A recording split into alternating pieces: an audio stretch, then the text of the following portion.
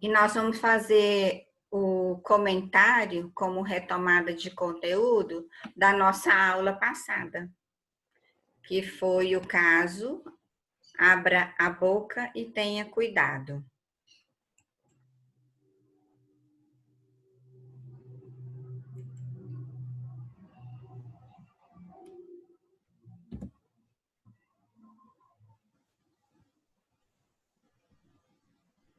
Eu vou pedir para a Débora para ler a questão para nós. Tudo bem, Débora? Tá bom, professora. Os problemas de saúde oral são frequentes e estão presentes em quase a totalidade da população de adolescentes e jovens brasileiros. As medidas de promoção de saúde oral e a prevenção dos seus principais agravos devem ser prioritárias em qualquer programa de saúde pública, visto seu baixo custo e grande efetividade. São agravos frequentes nessa faixa etária. 1. Cárie dentária. 2. Doença periodontal. 3. Edentulismo. 4. Câncer bucal. Só a 1 e a 2 que estão corretas, porque nessa faixa etária não tem ocorrência de edentulismo e é um pouco mais raro o câncer bucal. As mais comuns são as duas primeiras. Essa sem dúvida, né, gente? Vou passar para a próxima. Aí a Ana Luísa, lê para a gente, Ana, por favor.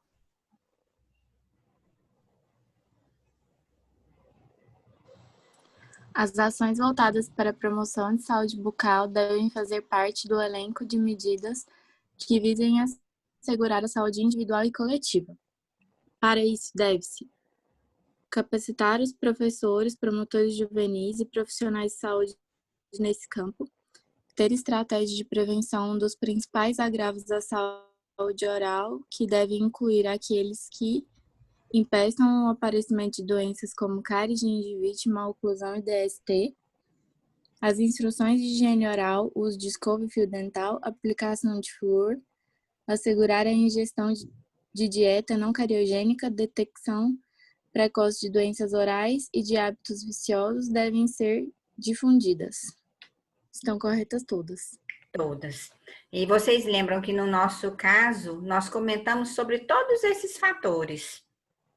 Lembram disso? A gente falou de doença cárie, gengivite, as doenças sexualmente transmissíveis, as instruções de higiene, sobre a dieta. Foi tudo comentado lá durante o nosso caso. Ninguém teve dúvida nessa não, né? Não.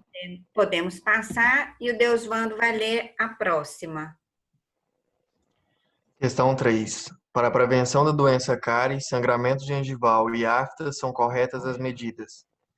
Orientar para evitar o consumo de alimentos ácidos para não piorar as aftas, reforçar a necessidade de higienização oral, escova de dentes, pasta dentifrícia com flúor e fio dental, e de orientação sobre dieta não cariogênica, visando a prevenção de cárie e problemas da gengiva.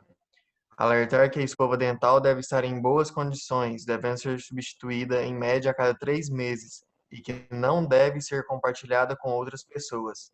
Recomendar a visita periódica ao dentista a cada 6 meses ou sempre que necessário. As alternativas corretas são 1, 2 e 3.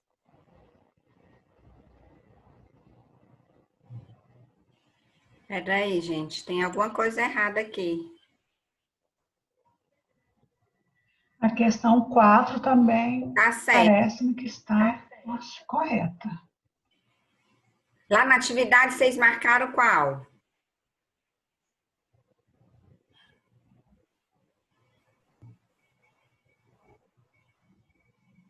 Falam aí para mim. Professora, eu tinha feito, antes da senhora corrigir aquela outra questão, tinha uma questão errada, né, que eu encaminhei para a Ana e a senhora corrigiu. Antes de eu corrigir, eu tinha feito marcar todas corretas. Na verdade, não tinha o gabarito de todas corretas. Aí eu marquei 1, 2, 3 e passei para a Ana, que estava errada as questões. Porque então, olha só, na realidade, era a 1, a 2 e a 4, né? Que estavam corretas. Porque aqui estava a cada ano. Mas agora, do jeito que ficou aqui, são todas e não tem alternativa. Eu acho que eu vou cancelar essa questão. Ou então nós vamos fazer assim, olha, eu vou alterar lá novamente, vocês vão marcar. Tudo bem para vocês? Se for assim? Sim, Sim, Sim, Milena? sim. Então tá certo. Então vamos para a última e a Milena aproveita e fala aí pra gente. A doença cárie apresenta um impacto negativo sobre a saúde geral do indivíduo, podendo causar dor e sofrimento, dificuldade de frequentar a escola e trabalho, além de acarretar problemas de autoestima, fala e concentração. Do ponto de vista biológico, sabendo que a cárie é uma doença modulada por hábitos e comportamentos individuais, analise as afirmativas abaixo. 1. A cárie é uma doença multifatorial que resulta em perda de mineral localizada do tecido dentário. 2. É causada por ácidos orgânicos provenientes da fermentação de carboidratos da dieta produzidos por uma microbiota específica. 3. É resultado do desequilíbrio decorrente de um processo dinâmico de perda e ganho de mineral que acontece na interface dente-biofilme. 4. Os primeiros sinais clínicos da doença são as manchas brancas, resultado da grande perda de mineral na superfície da dentina. Estão corretas apenas as alternativas 1, 2 e... A última aí tá errada porque é na superfície do esmalte, né, gente? Alguma dúvida em alguma das questões? Eu só vou repostar e vocês vão fazer esse questionário novamente. Tudo bem, gente? Você avisa na sala, por favor, Ana? sim. Então tá.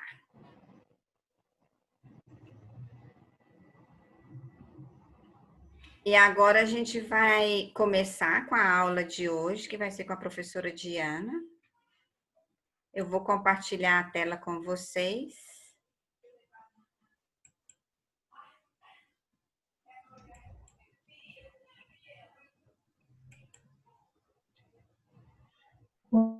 Boa tarde, pessoal. Para quem não estava aqui bem no início, hoje nós vamos falar, né? O nosso tema hoje é sobre os transtornos alimentares, tá?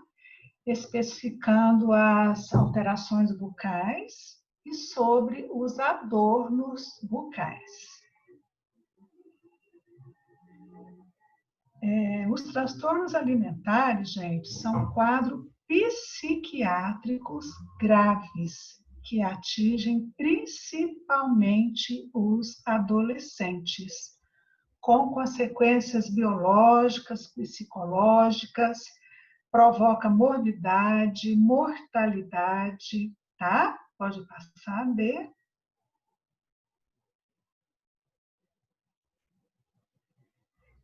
É uma doença crônica de muito difícil tratamento. Então, nós vamos fazer uma aula hoje bastante interativa, que eu vou contar com a participação de todos vocês. Então, o objetivo vai ser reconhecer os hábitos, tá? E distúrbios alimentares que influenciam na prática de saúde bucal geral e o uso de adornos e as alterações que podem ocorrer na saúde do adolescente. As referências bibliográficas, tá, citadas aqui, lembrando que tem vários artigos publicados sobre esse tema tão polêmico, tá? Que está sendo estudado mais agora, né? Então, eu vou sugerir, tá? Que além dessas recomendadas aqui da aula, vocês façam leituras complementares. Seguindo, nós vamos falar aqui de 3 transtornos, que são os que têm maior quantidade, que é anorexia nervosa, bulimia nervosa e a obesidade. Eu vou convidar, então, agora a Milena para ler esse primeiro slide para a gente, tá? E se alguém quiser comentar algo sobre as afirmações aqui, é para abrir, tá, o microfone para a gente estar fazendo essa troca de informações. Transtornos alimentares ou transtornos do comportamento alimentar afetam predominantemente mulheres jovens com uma prevalência média de relação homem-mulher de 1 para 10 na fase da adolescência, provoca marcantes prejuízos biológicos, psicológicos e sociais e apresentam altas taxas de mortalidade entre os transtornos psiquiátricos. Lembrando, pessoal, que nós estamos no mês amarelo, tá? No dia 10 agora, a gente comemora o Dia, tá, Mundial de Prevenção ao Suicídio.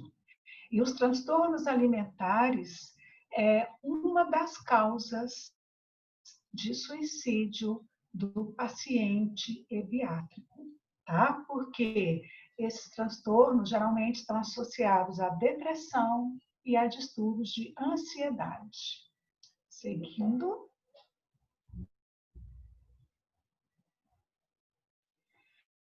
Vou convidar agora a Isabela para ler para a gente essa informação desse slide.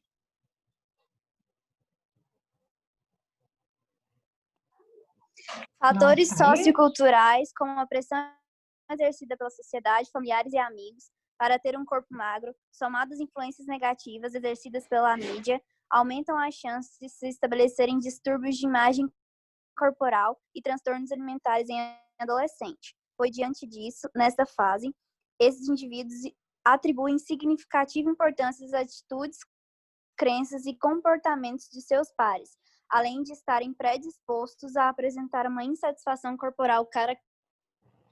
Então, os distúrbios alimentares, ele vai ocorrendo cronicamente, ele é difícil o tratamento e ele pode causar desnutrição e também obesidade.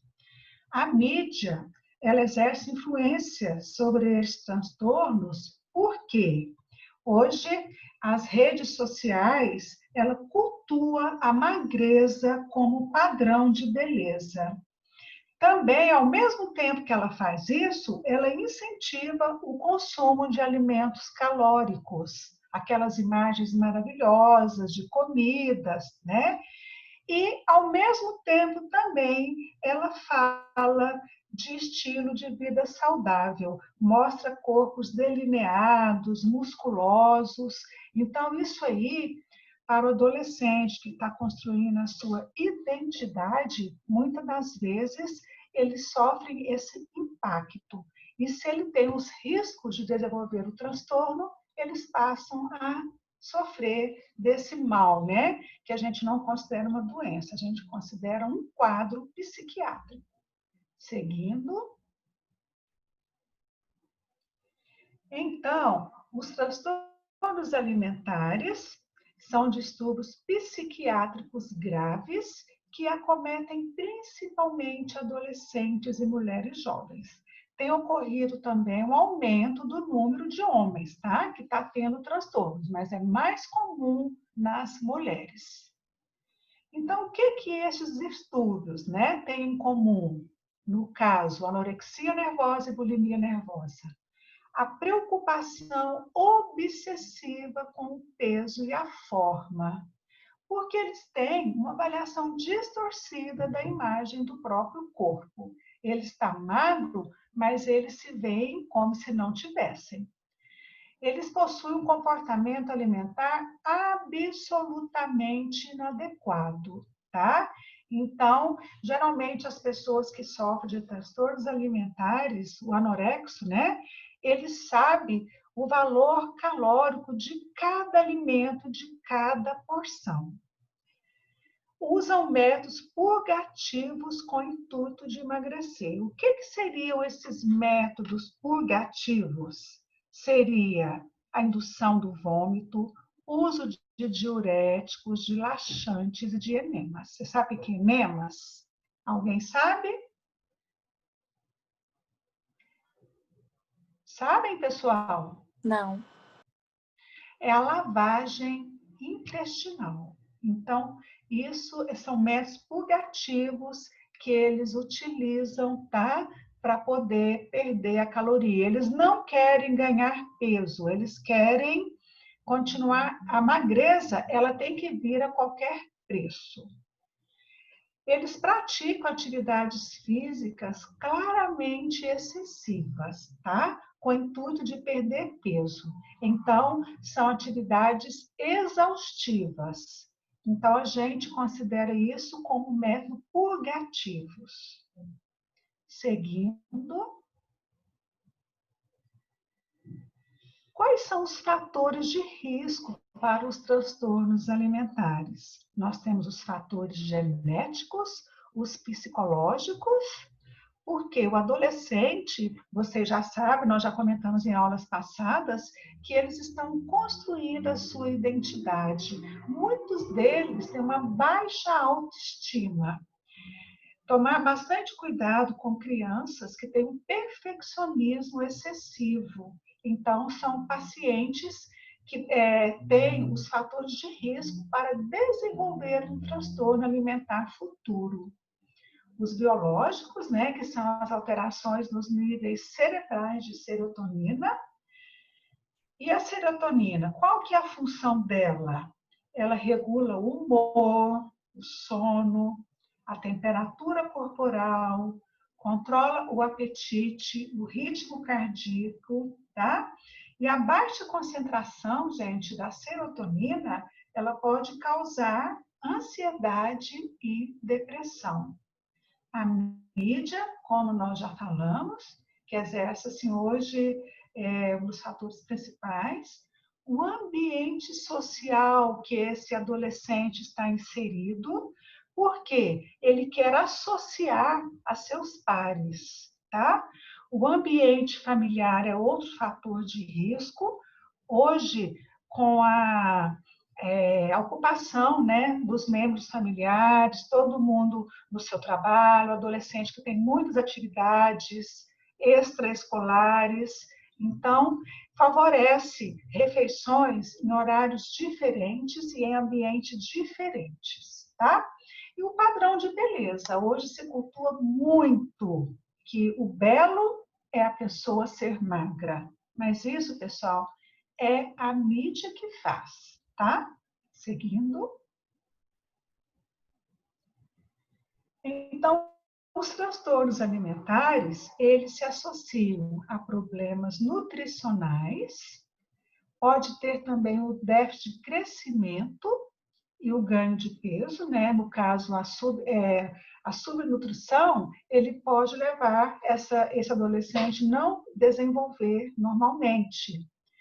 Comprometimento na saúde geral e saúde bucal. Na saúde geral, pode provocar doenças, né, que é a morbidade e até a mortalidade, como foi falado.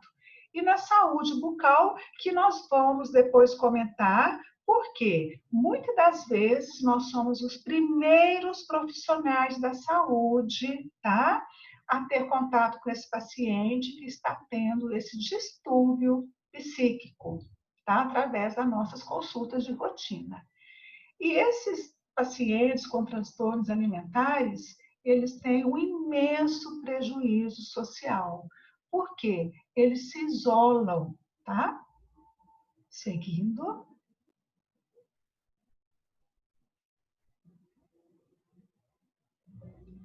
Então, nós vamos comentar aqui agora sobre anorexia, bulimia e a obesidade, que são os 3 transtornos que têm o maior índice hoje entre os adolescentes.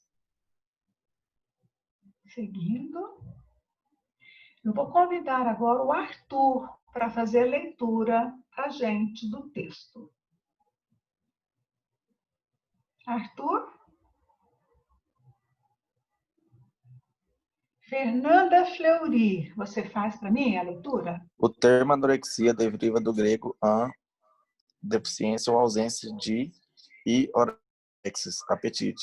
A anorexia nervosa é caracterizada pela distorção da imagem corporal e busca constante a magreza por meio de um controle rigoroso sobre a alimentação, como dietas rígidas e jejuns prolongados. A bulimia nervosa deriva do grego bous, boi, e limos, fome, designando o apetite de comer um boi. É caracterizada em sua forma típica por constantes episódios de hiperfagia seguidos por atos purgativos. Obrigada, Arthur. Então, pessoal, é o seguinte, anorexia e bulimia são doenças bem sincronizadas mesmo, tá? O paciente anoréxico, tá? Ele gosta muito de cozinhar sem provar absolutamente nada. Ele evita de comer em locais públicos. Ele não come, geralmente ele come no quarto, mais escondido. Por quê? Ele tenta esconder, tá? A todo custo essa conduta dele. A bulimia, a diferença entre a anorexia e a bulimia. A bulimia, o paciente bulímico, ele tem um episódio de hiperfagia. Você sabe o que é hiperfagia? Sabe? Hiperfagia, ele come uma grande quantidade calórica de uma só vez. Chega, às vezes, até a 6.000 calorias. Depois desse ato hiperfágico, ele se sente muito culpado. Aí ele vai ter a conduta purgativa, que é induzir o vômito, ele utiliza, às vezes, diuréticos e laxantes e até os enemas. Entenderam o que é, então? Anorexia e bulimia? O paciente anoréxico, ele é um pouco acima do peso. Agora, o paciente bulímico, não, tá? E ele só é considerado portador da bulimia nervosa se ele tiver 2 vezes por semana o hábito bulímico durante 3 meses. Certinho? Alguém quer comentar alguma coisa? Seguindo. Então, anorexia, a pessoa está bem, tá, gente? Mas ela tem uma imagem distorcida da sua imagem. Seguindo. Então, a anorexia é uma perturbação psicológica com implicações físicas e emocionais graves. Afeta predominantemente as adolescentes com maior risco de incidência entre os 14 e 18 anos, podendo iniciar-se mais cedo. Embora seja mais comum no sexo feminino, pode acontecer também no sexo masculino. Seguindo.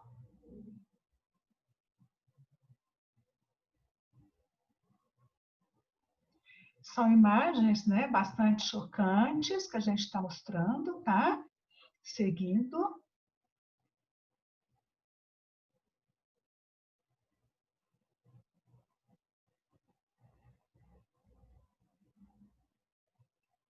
Pode seguir.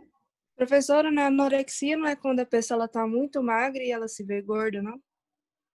Não, anorexia é o seguinte, a pessoa ela está normal e ela vê, a imagem que ela tem dela tem uma imagem distorcida. Ela está bem, mas ela se vê gorda, tá? E a bulimia é a hiperfagia, né? É aquele ato que ela tem do consumo exagerado, mas tem a classificação, como eu falei, que tem que ter o número de vezes para ser considerado, tá? Só que o paciente anoréxico, ele vai desenvolver, tá? Sinais e sintomas, seguindo.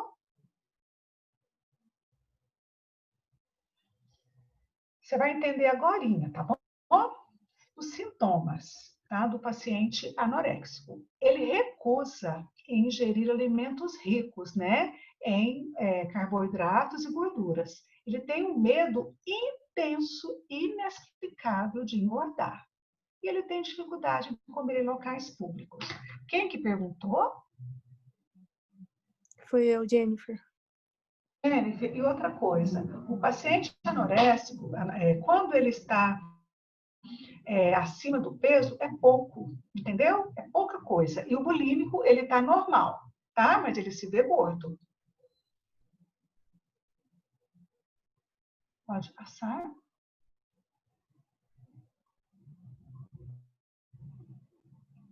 Então, como já foi mencionado, o paciente anoréxico ele tem um interesse exagerado no valor nutritivo de cada alimento. Como eu falei, ele sabe as calorias, se ele vai no mercado, ele pega o rótulo dos alimentos e olha item por item o que tem, tá? Eles submetem-se a exercícios físicos excessivos, diminui as horas de sono e ele tem o comprometimento social através do isolamento. Ele evita o quê? Comer em público. Ele tenta esconder esse comportamento. Seguindo. Então, quais são os sinais do paciente anoréxico? Ele vai ter um emagrecimento rápido, sem causa aparente. Como ele vai ter a deficiência nutricional, ele vai ter cabelos finos, quebradiços, interrupção do ciclo menstrual, tá, gente? Por até 3 meses, para ser considerado, essa alteração aqui, para ser considerado da anorexia. Os meninos perdem a ereção e vômito. Seguindo. Quais são as complicações da anorexia? Então, ele vai ter desnutrição, que vai ter perda de tecido adiposo, perda de massa, fraqueza e fadiga. Alterações cardiovasculares, que é a perda de músculo cardíaco, bradicardia e arritmias. No caso aqui, a bradicardia e arritmias é pela deficiência dos eletrólitos. E gastrointestinais, que são dores abdominais e obstipação. Vocês sabem o que é obstipação? Sabem? Que é o intestino preso. Seguindo.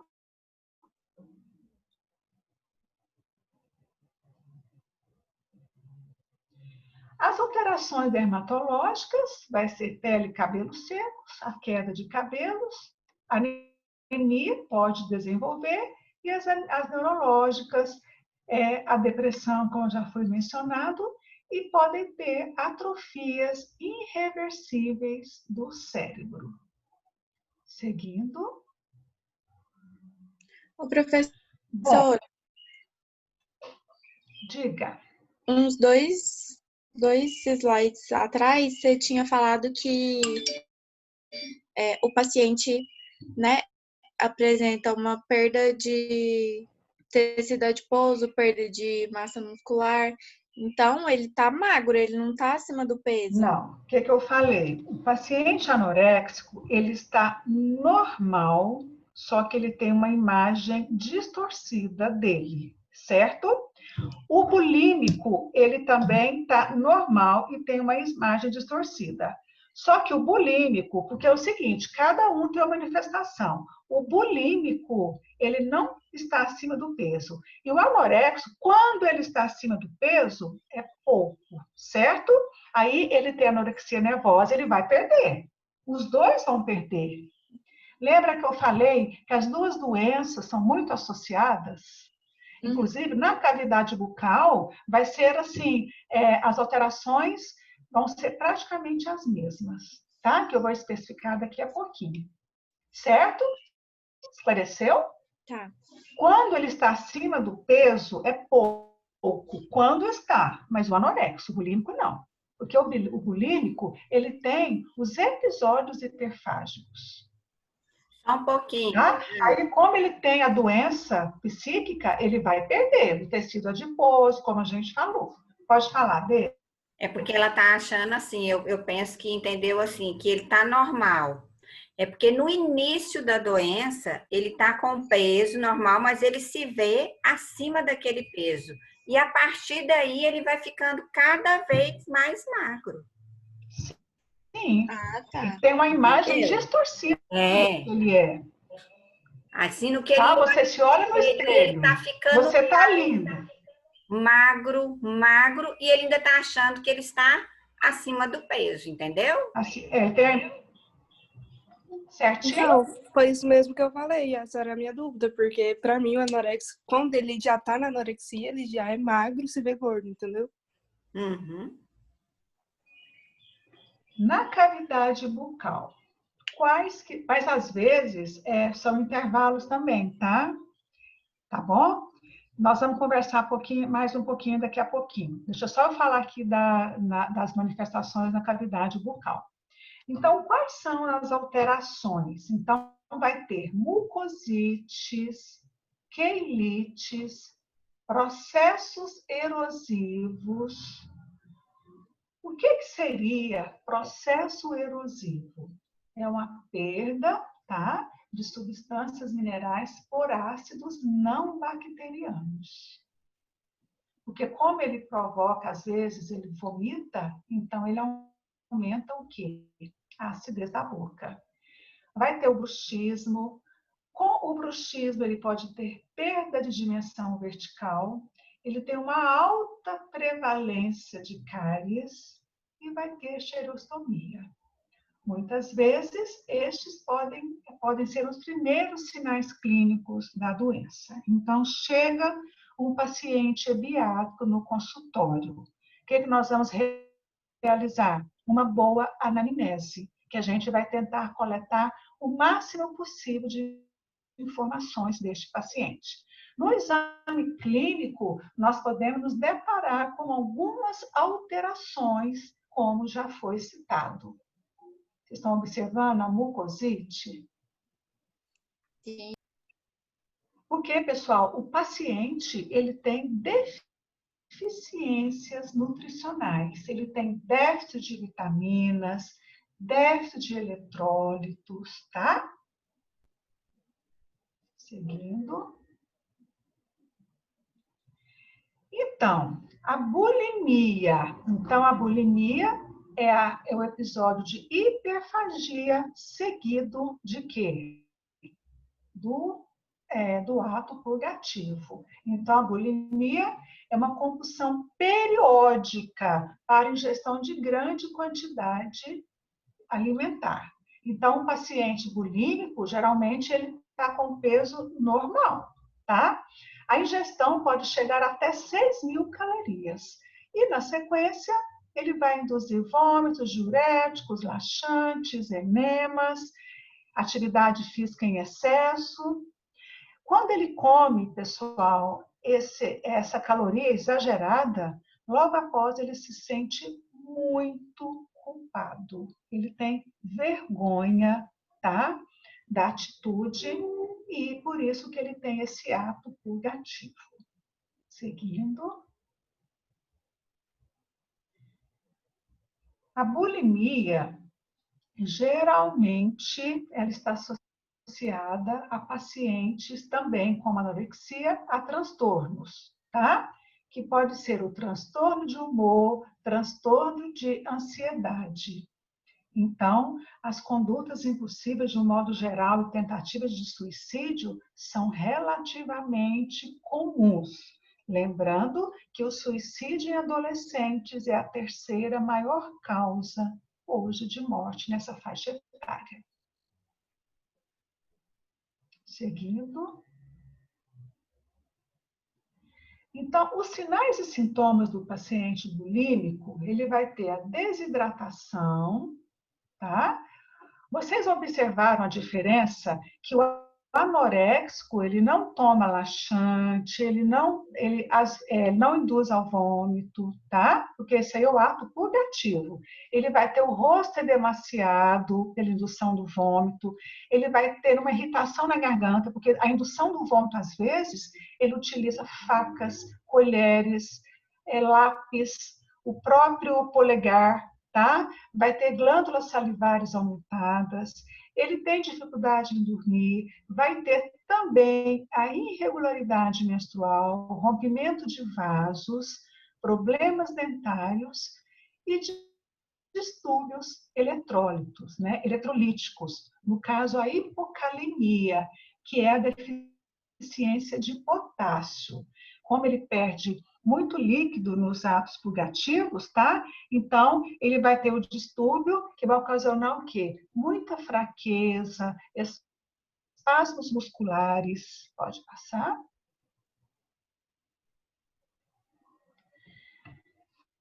E o grande problema do paciente bulímico, tá? É em relação aos processos erosivos. Por quê? Os vômitos repetidos que ele comete, como vocês sabem, tem uma tabela aqui de pH.